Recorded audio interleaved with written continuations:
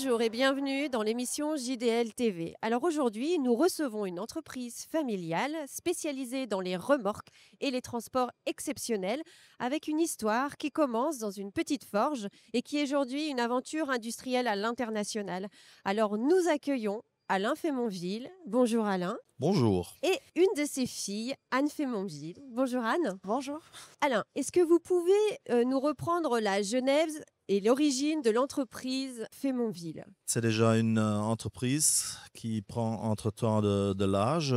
Anne, aujourd'hui, est membre de la 7e génération. Elle a démarré en 1831. Elle a plus ou moins le même âge que la Belgique. C'est une entreprise où il y a 5 générations. C'est vraiment le forgeron qui donne la forge à son fils. Et ça continue vraiment de père en fils. Aujourd'hui, c'est une entreprise industrielle. Alors, comment s'est passée la transition entre ce métier de forgeron et cette fabrication aujourd'hui de véhicules forestiers, puis maintenant de remorques exceptionnelles? C'est mon père qui est sorti de la forge, qui a construit un petit atelier à côté de mon grand-père. Et lui, il a commencé à faire des cabines de tracteurs et des machines agricoles. Et ça, c'était dans les années 60. Dans les années 70, il est passé à la fabrication de tout ce qui était nécessaire dans nos campagnes ardennaises. Ça veut dire la benne pour le charbon, la carrosserie pour le transport de bétail, et jusqu'à la benne qui était devenue après un peu plus grande. Mais ça veut dire qu'il a construit dans les années 70 un atelier de 600 mètres carrés dans lequel on a travaillé jusqu'à 1988. Et l'envol industriel, vous êtes arrivé à quel moment dans l'entreprise? Je suis rentré en 81. À l'âge de 17 ans, j'ai vendu mon premier véhicule, mobilette. C'était peut-être pas la plus grande vente de ma vie, mais c'est celle qu'on n'oublie jamais. Dans les années 80, nous avons commencé avec le transport de bois. On était vraiment très proche de la frontière allemande. Il fallait des essieux directionnels et notre départ de l'essieu directionnel s'est fait à travers du transport de bois entre la Belgique et l'Allemagne. Aujourd'hui, le groupe Fémonville, c'est combien de personnes? Quelles sont les implantations? Où est-ce que vous êtes? Nous sommes à 1450 personnes dans sa totalité et au fait, cette année-ci, environ 500 millions de chiffre d'affaires. On exporte dans 125 pays. Une vraie expansion à l'international. C'est une entreprise familiale.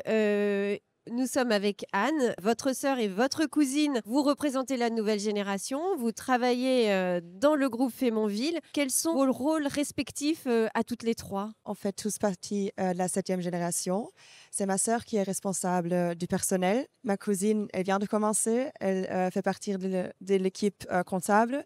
Et moi, je gère la côté communication dans notre département marketing. Au quotidien, vous êtes dans la partie opérationnelle, mais vous êtes accompagné par un directeur général. Comment vous êtes organisé? Notre directeur général, Alexandre Fickers, a commencé avec la reprise de Cometto en 2017. 2024, il a repris son nouvel rôle comme directeur général. Et nous, comme famille, on travaille très proche avec lui. C'est pour ça qu'il y a vraiment une chouette dynamique entre nous. Je vais vous poser la question à tous les deux. À vous, Alain, à vous, Anne. Est-ce que c'est facile au quotidien de travailler en famille? C'est plutôt une question à ne pas me poser. C'est plutôt une question en direction de la nouvelle génération. Je dirais que ça dépend toujours de l'entreprise, ça dépend aussi de la famille. Et il y a surtout les gens qui disent que c'est pas bien de mélanger la famille ou la vie privée avec la vie professionnelle, qu'il y a des potentielles tensions. Mais je dirais plutôt que c'est une vraie chance de travailler avec des gens où il y a la confiance, l'amour, le soutien. J'aime travailler avec des gens qui me ressemblent parce qu'on est taillés du même poids. Une dynamique et une force imparables. Pour revenir à la partie plus produit, parce qu'on est quand même sur le salon des JDL, est-ce qu'il y a aujourd'hui des produits phares? Comment c'est structuré? Des produits phares, ça veut toujours dire de se sortir le filet. C'est pas dans notre stratégie. Notre stratégie était de devenir producteur qui savait rentrer dans un marché où il y avait peut-être une charge utile de 12 tonnes. Il nous a fallu longtemps pour arriver à 100 tonnes. Mais aujourd'hui, aussi avec la reprise de la société Comet en 2017, nous sommes capables, et nous sommes d'ailleurs mondialement le seul constructeur capable qui couvre une gamme de 12 tonnes jusqu'à 25 000 tonnes avec des véhicules automoteurs. Ça veut dire qu'à partir d'un certain poids, un camion, deux camions, trois camions ne savent plus tirer cela.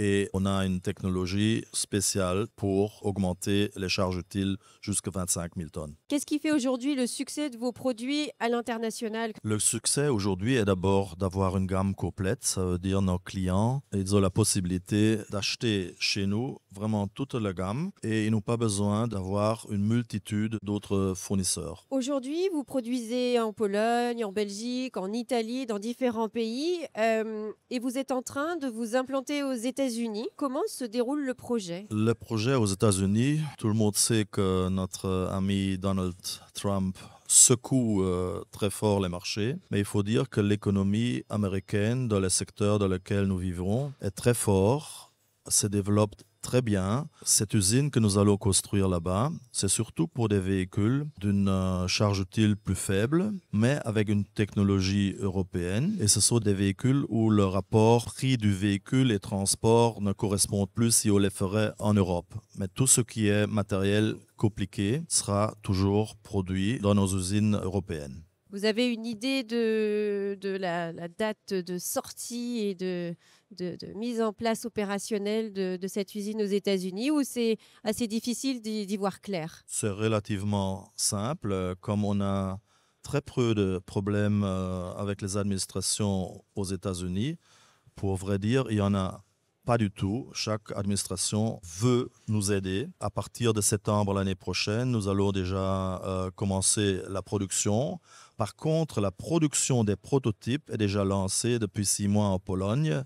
Ça veut dire qu'on a commencé maintenant l'exportation de ces véhicules purement américains de la Pologne vers les États-Unis. Quel état des États-Unis? L'État de Arkansas, le plus grand croisement autoroutier des États-Unis. On est vite dans les grands marchés comme le Texas, les Grands Lacs ou aussi vers l'est des États-Unis. Pour terminer cette interview, est-ce qu'on peut avoir un peu une idée sur les tendances qui se dégagent? Comme on vit dans un monde avec des problèmes géopolitiques, aujourd'hui même dans la construction de remorques, on sent les changements. Ne pas oublier qu'on était le numéro 1 sur le marché russe, qu'on a complètement perdu. Ça change tellement vite. En dehors de construction d'usines, grands marchés, on reste très flexible et on s'adapte rapidement sur les besoins du marché. Merci Alain Fémonville. Merci Anne Fémonville pour cet entretien. Et puis nous, on vous retrouve très prochainement pour une prochaine émission sur JDL TV. À bientôt.